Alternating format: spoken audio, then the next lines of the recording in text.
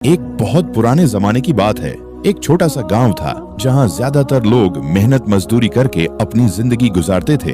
उसी गांव में एक आदमी रहता था, नाम था अरमान। अरमान बहुत गरीब था लेकिन दिल का बहुत अमीर। उसके पास न जमीन थी, न दुकान, न कोई बड़ा काम।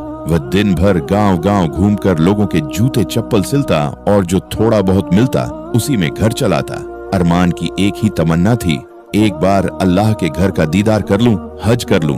जब भी गांव से कोई हाजी हज के लिए जाता, अरमान उन्हें दूर तक छोड़ने जाता। काफिले को जाते हुए देखकर उसकी आंखें भर आती और वह आसमान की तरफ देखकर बस इतना कहता, या अल्लाह, एक दिन मुझे भी बुला लेना।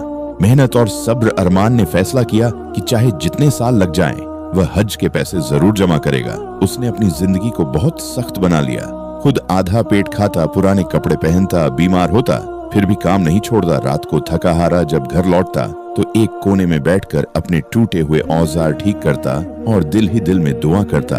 साल बीतते गए, 5 साल, 7 साल, 10 साल। आखिरकार एक दिन ऐसा आया जब उसने अपनी छोटी सी पोटली खोली और गिनने लगा। उसकी आंखों से आंसू बहने लगे। या अल्लाह, पूरे हो गए। हाँ, उसने हज के पूरे पैसे जोड़ लिए थे।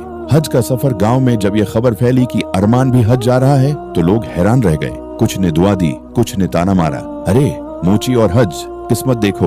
लेकिन अरमान चुप रहा। हाजियों का काफिला चला। दिन रात सफर करते हुए एक दिन वे एक जंगल के पास रुके ताकि थोड़ा आराम कर सके। अरमान को जरूरत महसूस हुई तो वह जंगल की तरफ चला गया।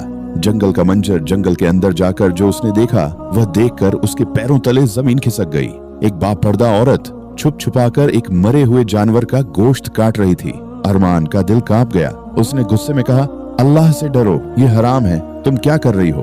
औरत डर गई, रोने लगी और बोली, भाई कसम अल्लाह की, मजबूरी है। अरमान ने सख्ती से पूछा, कैसी मजबूरी?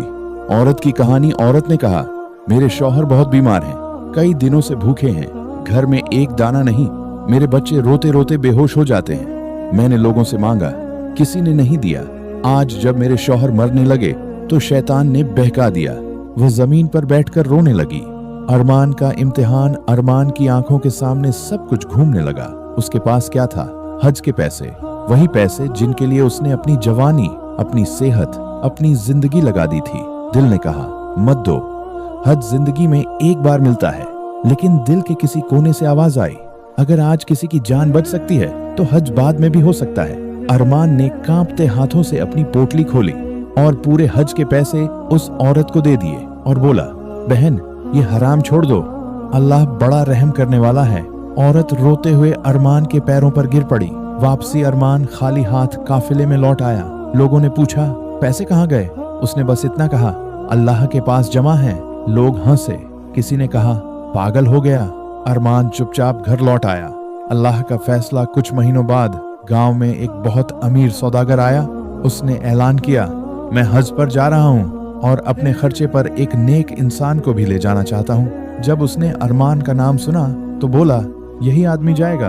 अरमान हैरान रह गया और जब हज के दौरान वह काबा के सामने खड़ा था तो उसकी आंखों से आंसू बह रहे थे। वह बुदबुदाया, या अल्लाह, तूने मेरे गुमान से भी ज्यादा दिया।